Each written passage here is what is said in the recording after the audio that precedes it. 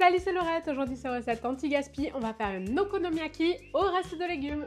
Pour cette recette, il nous faut farine, levure, sauce soja, un petit peu d'algues nori, du sucre, du vinaigre de riz, du bouillon de légumes, des œufs, de l'huile de tournesol, il va aussi nous falloir du ketchup, de la sauce anglaise, de la moutarde, du vinaigre de riz, un citron, un oignon cébette et le reste de légumes. L'okonomiyaki, c'est une espèce de pancake japonais garni de légumes. L'avantage, c'est que c'est une super recette anti-gaspi parce qu'en fait, on va pouvoir y mettre tous les légumes qui traînent dans le frigo. Première étape, on va faire la pâte. On va venir mélanger des œufs avec du bouillon et de la sauce soja. On va ensuite ajouter la farine et la levure.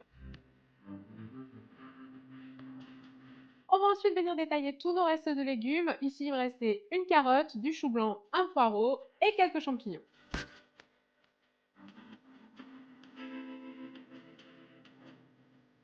On fait revenir nos petits légumes dans une poêle avec un filet d'huile.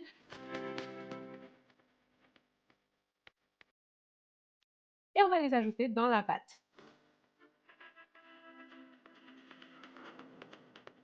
Place à la cuisson et là vous faites comme vous voulez. Soit vous faites plein de petits pancakes, soit vous en faites un très gros, soit vous voulez la jouer un peu plus chef et vous mettez un cercle, c'est vous qui voyez. Dans tous les cas, ça se passe dans une poêle avec un filet d'huile, on laisse bien dorer d'un côté, puis on retourne et on finit de cuire 2 minutes de l'autre côté.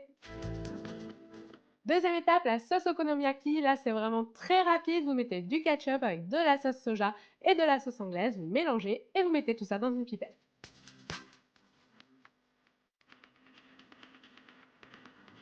Troisième étape, la Kewpie mayonnaise. On va venir mettre les jaunes d'œufs dans un saladier avec de la moutarde, de la sauce soja, un petit peu de mirin, un petit peu de vinaigre de riz, du sucre et du sel.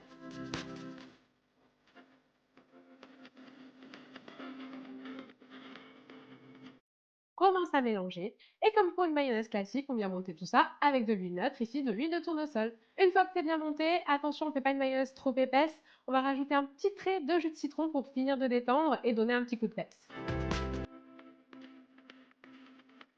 Pour le dressage, c'est super facile, on met l'okonomiyaki dans l'assiette, on vient zébrer avec nos deux sauces et on va parsemer avec oignon nouveau, feuilles de nori et un petit peu de sésame. Et voilà, notre recette anti-gaspi est maintenant terminée. J'espère que ça vous a plu et que vous allez récupérer vos restes de légumes. Et je vous dis à très vite pour de nouvelles recettes. Ciao!